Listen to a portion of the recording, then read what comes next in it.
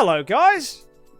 Today, chat's gonna be asking me some questions. I realize I make a lot of videos about Idle Heroes, and a lot of you on YouTube don't really know much about me. Sure, I talk about myself on stream a lot, but that's mainly a reflection of my egotisticalness. Is that even a word? Narcissism, that's the word. But actually, who am I? What do you know about me? Well, I've given chat the opportunity to say, "Oi, MK, tell us about yourself." So chat's gonna ask me a series of questions using a Google Forms, and boy do we have some spicy content. One question we have is, what's a regret that you have for something you did or didn't do, and what would you do differently to relieve the regrets? Also, Tartarus is a nub. Accurate response. Tartarus is a nub. What have I done wrong that I regret?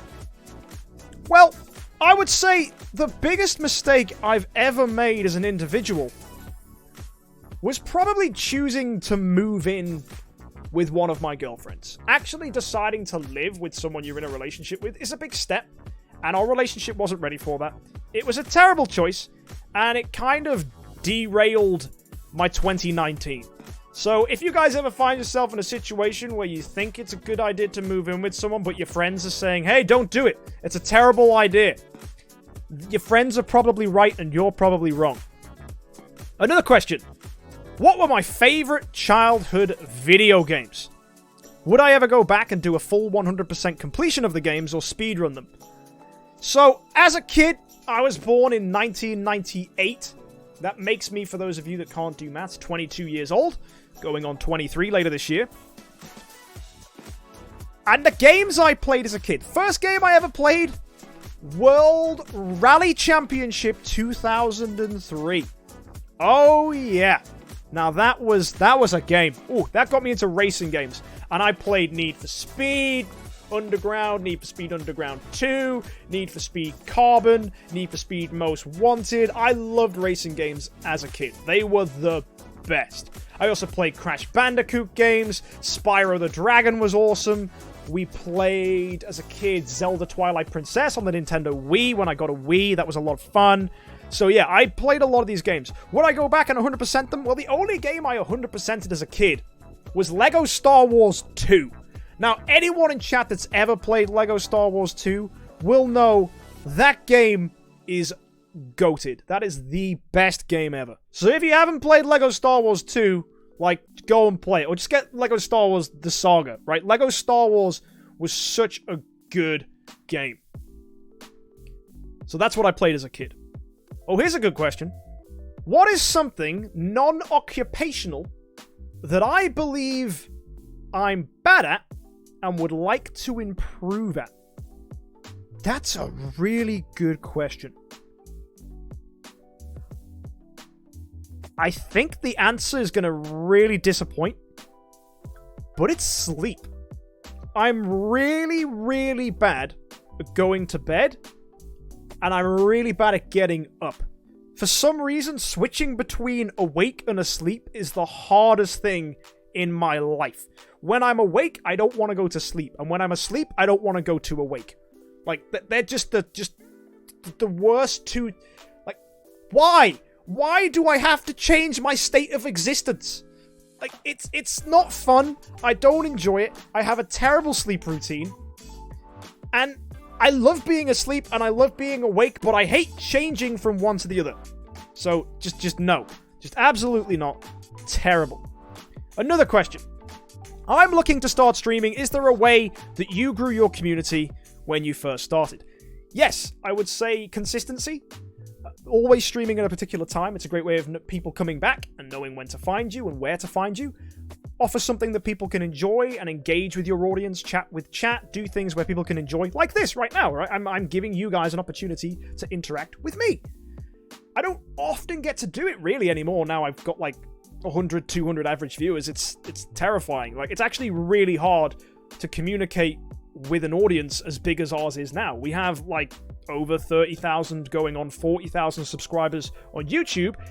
It's really hard to keep up with you all.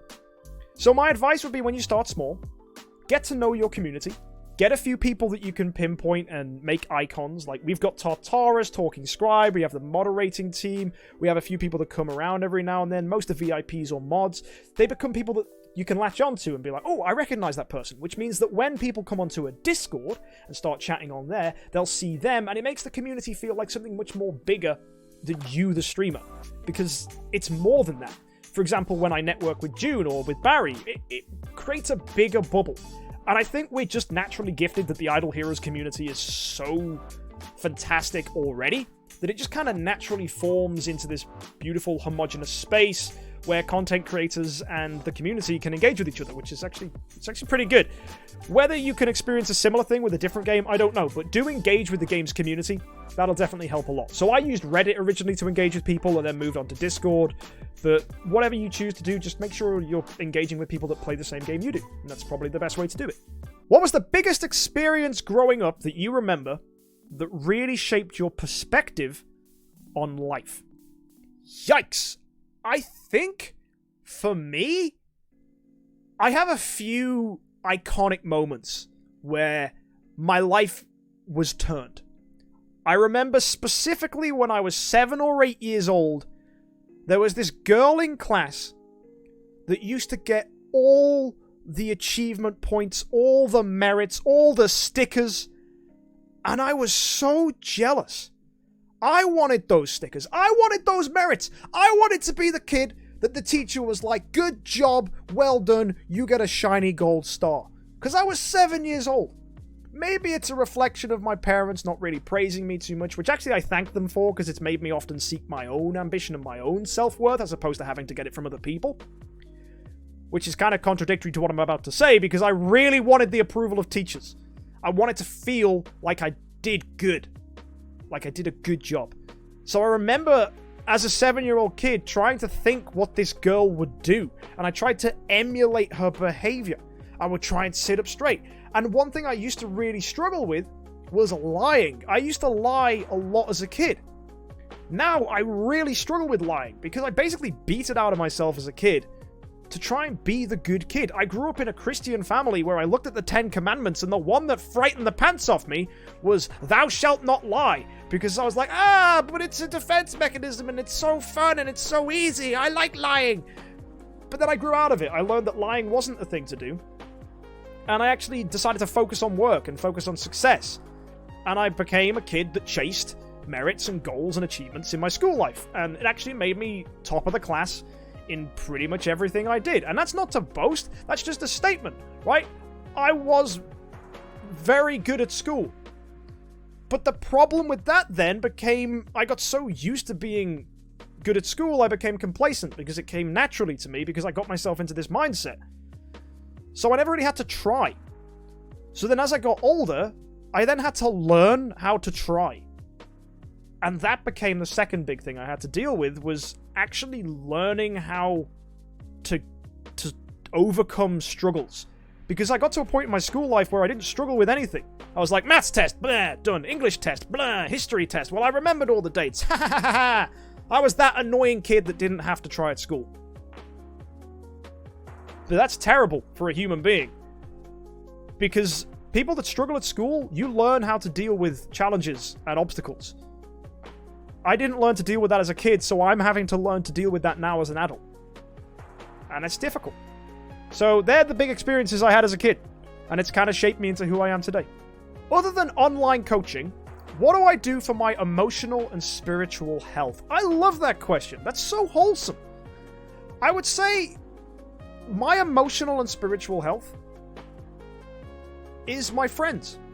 If it wasn't for my friends, I would be in a dark place. And I have been in a dark place oftentimes during lockdown when I can't engage and get on with my friends. Because I rely on them for support and venting and talking. So actually I found that now, thanks to lockdown, I can't engage with my friends. I actually call my family a lot more.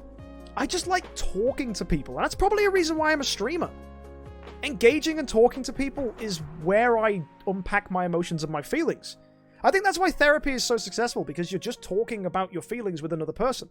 A lot of people who are introverted don't like doing that, so a therapist actually forces you to do that, and you can actually learn a lot about yourself just by talking about your problems. I do that anyway. I always talk about my problems and things that are stressing me out with my friends. And I think that's where a lot of my emotional and spiritual health comes from. Secondly, I'd say music. I love music, and it's something ever since I bought these headphones I've been getting back into. I just sit in on Spotify, I play some music, and I just indulge in it. And I find something I enjoy, and I play the crap out of it, and I just listen. Sometimes I'll stand up and put some crazy song on and just dance in my room. Yes, I do that. Sometimes I'll put on some music, deafen everything out, and just go for a walk, just to empty my head. Just stick some stuff on. Whether it's synth pop, whether it's heavy metal. Like, I like loud, complicated music, because I studied music at university, if you didn't know. So I need music that's complex enough to satisfy my theory and musically enhanced mind. I don't even know if that's the right thing to say. Basically, simple, boring stuff sucks, right?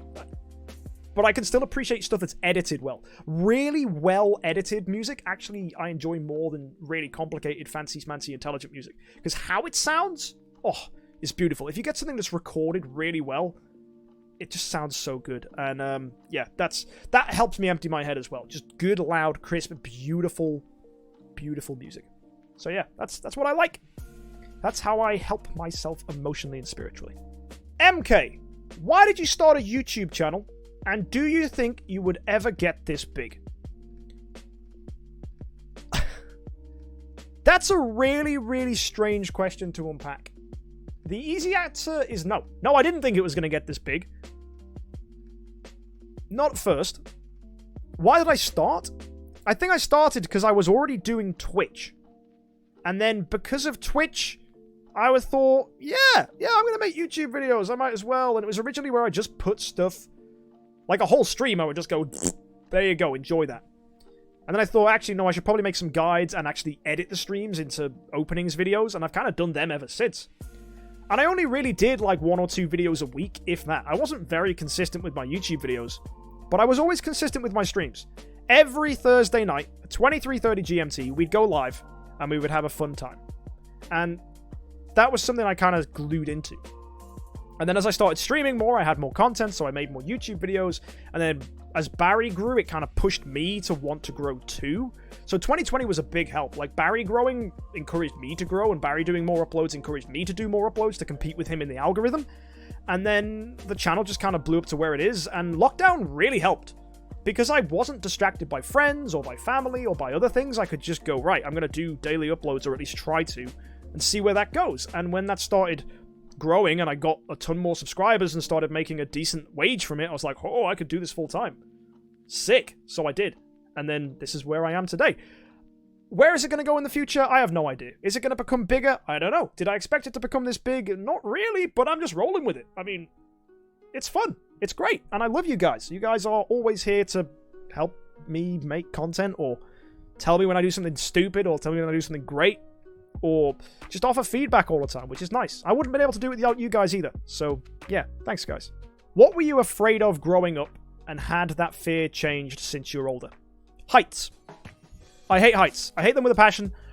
Any, like, vertical drop where I don't have safety equipment is terrifying. As a kid, even with safety equipment, I couldn't handle it. As an adult now, I can rationalize that I am safe. Someone has been paid to make sure that I stay alive. This isn't a risk. But if you have me on the edge of a cliff with nothing, like just no safety harnesses, and they're like, hey, look over the edge, I'm like, haha, no.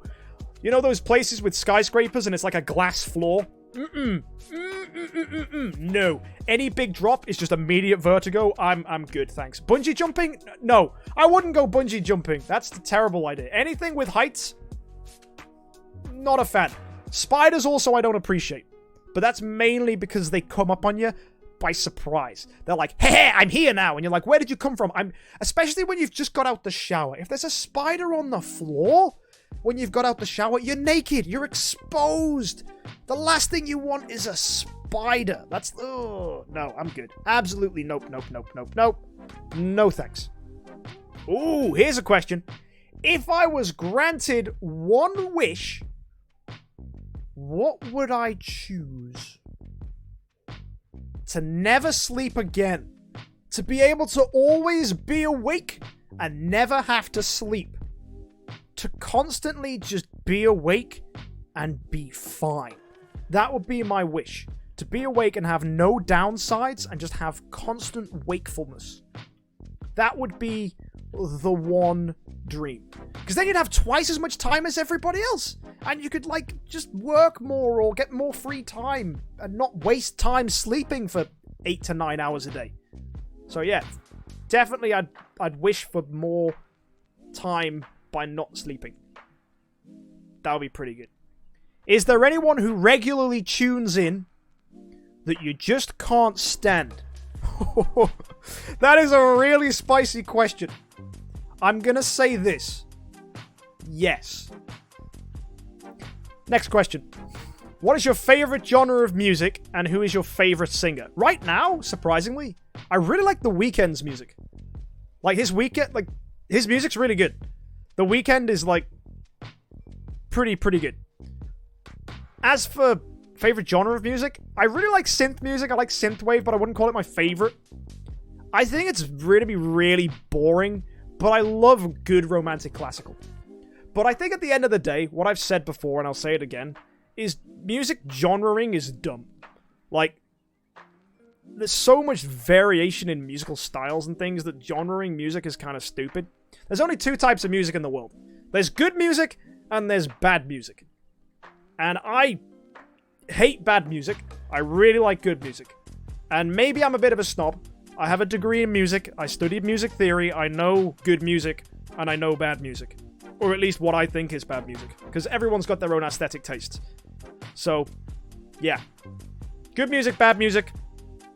I like good music. What do I do for a living? Is Twitch and YouTube everything? Yep. I haven't really had a job since I left university because I was already streaming. And then lockdown happened, so I couldn't really get one. I worked in a restaurant for a bit, hated it, so I quit. And I actually realized the hours I was working in the restaurant, if I put into the stream and content creation, I would actually make more money. So I made the executive decision to not waste time trying to make it up a career ladder, because I'd make more money as a young person who's only 22 years old, a fresh graduate, actually just doing YouTube. So it was a kind of a career choice that actually I make more money per hour I put into YouTube than I do per hour working for anybody else. So it's much better. I gotta choose my own hours. I gotta choose how much or how little I work. I can take breaks when I want, kind of, not really. The only downside is you don't really get a week off. You can't have a week off because you've got to keep playing into the algorithm. You've got to keep putting videos out there. You've got to keep streaming to remind people you exist. So it's kind of hard to kind of take time off, but I don't really need it right now because of lockdown. But as things change, I think that might change. But we'll see in the future. I'm not sure. Hold with me on that one. But for now, yes, full-time YouTube and Twitch. It's great fun. Lovely. Who is my favorite out of Talking Scribe, one of my moderators, and Tartarus, another one of my moderators? Wow. That is a question. That is a real good question. Tartarus has been great. When I had a near breakdown because I wasn't able to keep up with my account and everything, asking Tartarus to look after my account, and the fact that he did and hasn't scuffed it yet, apart from that one time when he accidentally sent all Lutz into Aspen Dungeon because he's a big noob, it's been great. He's been fab. Talking Scribe is older, easier to talk to, and I can have more mature conversations with Talking Scribe, and we can talk about things a little more personal that I probably wouldn't talk to Tartarus about. And he gives an older perspective. So I think if I needed someone to get a coffee with and just chill, it would be Talking Scribe. If I needed someone to go and just do some dumb stuff with and just, you know, go troll Barry's chat or something or dick around with, it'd probably be Tartarus. We'd just troll. Because Tartarus brings out my inner child. Talking Scribe reminds me I'm still an adult. So that's kind of where it is. That's an interesting answer. So I guess they're both my favorite at different times. Do I believe in ghosts, ghost stories, or life beyond us? Okay, loaded question. First of all, ghosts? No. I have no evidence to believe in ghosts, so I don't believe in them. Do I believe in ghost stories? People make stories? Yeah, so yeah, ghost stories exist. Because stories are things. And life beyond death? I think there is an afterlife in as much as our existence is remembered, and the remembrance of who we are and how we cause constant effects in the future even after we're dead. is kind of immortality. As long as you influence and touch enough people in your life, you will live eternally through them in the actions you've done in your life. And hell is, well, that's lots of negative things and being remembered for being a douche and just causing lots of chaos in the world even after you're gone. I mean, look at a lot of tyrants that have lived in the world that are just remembered as being big old douchebags, right? That doesn't sound like fun. But I guess the equivalent of heaven in that analogy would be actually bringing more good into the world even after you're gone, or inspiring people to do good after you've gone. Because that, for me, would be the most pure form of immortality. I wouldn't want to live forever. I think that would be painful. I think that would be torture. I think there is a point when you do just want to die. And I think death is a perfectly normal and natural thing. So I would kind of hope that there isn't an afterlife. I would actually want a full stop. Every story needs an ending. So, hopefully, at least I'm going to say, hopefully it isn't forever. Or at least, if there is a restart, if there is a life after death, that I don't remember anything about this life. That it is just a constant cycle of new lives. And that's fine too. I don't think about it too much, though. I don't think there's such a thing as an afterlife where you can go to and see other people that have passed away. I'm aware that other people do believe in that, and that's completely fine. But I personally don't think there's an afterlife where we can see the people in the past. I don't think it's that elegant. And I think that's a very idealistic solution created to simplify the idea of afterlife. But that's an entirely different conversation I don't want to get into. What's my favorite thing about the Idle Heroes community? I think how tight it is. If something happens in the Idle Heroes community that's worth talking about, pretty much everyone finds out about it eventually.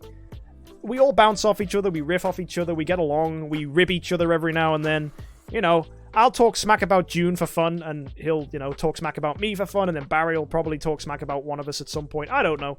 But it's just nice to just, rib into each other. Just go check out the Idle Heroes Discord, search my name, and you'll see the amount of people that rib into me and make, haha, you built E5 Rogan jokes. It's funny.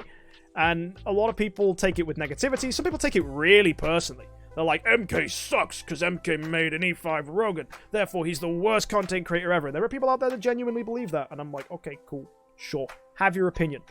That's fine. But the Idle Heroes community itself is a pretty tight, holistic, and great place. And if you're not a member of it, if you are watching this video and you aren't part of Reddit or the Idle Heroes Discords, go find them. Go check them out. There's a lot of fun to do. And yeah, there's people in different clubs and different camps. Even on Twitch. I think Twitch is the tightest part of the community. I'm really glad that Twitch exists. Because Idle Heroes' Twitch community is probably the best Idle Heroes community. It is the Idle Heroes community, in my opinion. But I think this is where all the fun happens.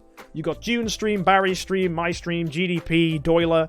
Lone Wolf streams, Frame Traps has started streaming. You've got a few other content creators that have just started streaming as well. Like, just go follow the Idle Heroes category on Twitch and just see who's live. You'll have a good time. What's my favorite thing to do in my spare time? Wow. That is a really tough question. What is my favorite thing to do in my spare time?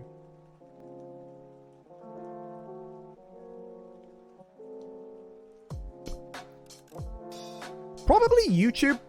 I like watching other YouTubers. Technically, it's work and research and looking at other content creators and how they do things. But generally, I do have a really, really good time watching YouTube.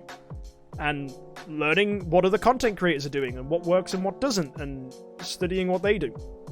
So, that's probably my favorite thing to do in my spare time. Although, if we were going to really talk, like, spare time, it's seeing my friends. It's just chilling, putting my work brain on the desk and being like, no, I'm leaving you for a while, and replacing it with a bottle of beer, glug, glug, glug, glug, glug, glug, and then just chilling with my friends, talking about the random stuff that's going on in their lives, and just forgetting I have a responsibility to the stream. It's just nice. If you can just take off your work head and stick it on a shelf, just take your brain on a shelf, and just have downtime, I think that's the most important thing. I don't really care what I'm doing, just as long as I'm with friends, and it's good. And it's chill. That's my favorite thing to do. I know it's such a crappy cop-out answer, spend time with my friends, but it's true. Friends mean more than anything else to me. So yeah, that's me. What's my favorite TV show and movie of all time? Probably Community for TV show. It's got a bit of a cult following. It's quite good. Very funny. I think it kind of went off towards the end seasons, but that's because it kind of got scuffed. But the first few seasons of Community, excellent TV show. In addition, my favorite movie, probably Kingsman. I keep going back to it. It opens with Dire Straits, and it is one of the best movie openings I've ever seen. It is a funny take on British spy films. Samuel L. Jackson's character in it is probably one of the most scuffed villains of all time. It's great. The villains, the heroes, it's just beautifully satired. I think it's one of the best films I've ever seen. So if you haven't seen it, go check out Kingsman. You might be a bit young for it, so ask your parents first if you're under the age of like 15, 16. But I encourage you to check it out. It's a very, very good film. Do I watch anime? Oh dear. I have. What's my favorite one? I haven't watched much. I'm afraid to say. If Castlevania counts as anime, that's pretty good. If it doesn't, my probably true Japanese anime I've seen is Food Wars. Season 1 is weird, but the story actually gets really good. I think it's something you have to sit through and get past all the uwu, but once you get past the uwu, it's actually quite good. Or maybe you're into the uwu. I don't know. But Food Wars was actually quite good. Even though it was a little bit like, once you get past that, it's totally good. How do I feel about having an influence over people? Terrifying. Do you realize the amount of responsibility that comes with being a Twitch streamer? Like, everything you say and do, there is at least one person out there that will blindly follow it like it's religious scripture. So, hell yeah. I never asked for this. I never asked to be in a position where people look up to me like a role model and want me to be the best they can be. So I'm going to leave you with this, guys. If you really, really listen to everything I say as gospel, don't. If you see any content creator or anyone in your life, remember that at some point they are or have been just as incompetent as you are. And most people still are. Most people haven't got a clue what they're doing. They're just kids in adult bodies. So as you grow up, as you go and listen to other people in your life, question them. Ask questions. Doubt them. Be prepared to say, hang on a second, maybe what that person is saying isn't true. Because if you can do that, you will open up a way of thinking that will refresh the way you live. So be careful. Don't let people just tell you what's what, because most of the time, that's not the case. I would go so far to say that many people here, adults and young people alike, can admit a lot of the time we feel like imposters. We feel like we're in situations we shouldn't be in. We feel like we are expected to say something even though we don't feel like we're prepared to. But we do anyway. Other times, adults and children blindly follow other people. And then start repeating what they've said. And then other people start repeating what they said. And it becomes a big game of Chinese whispers of nonsense. So yeah, how do I feel like having an influence over people? I hate it.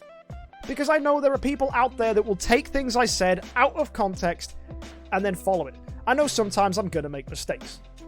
So guys, please, if I ever say anything that's questionable, call me out. If you hear someone else say something that's questionable, call them out. But don't go, oh, they said this. Ask them what they meant. Have a discussion. And if you disagree, allow them to explain themselves.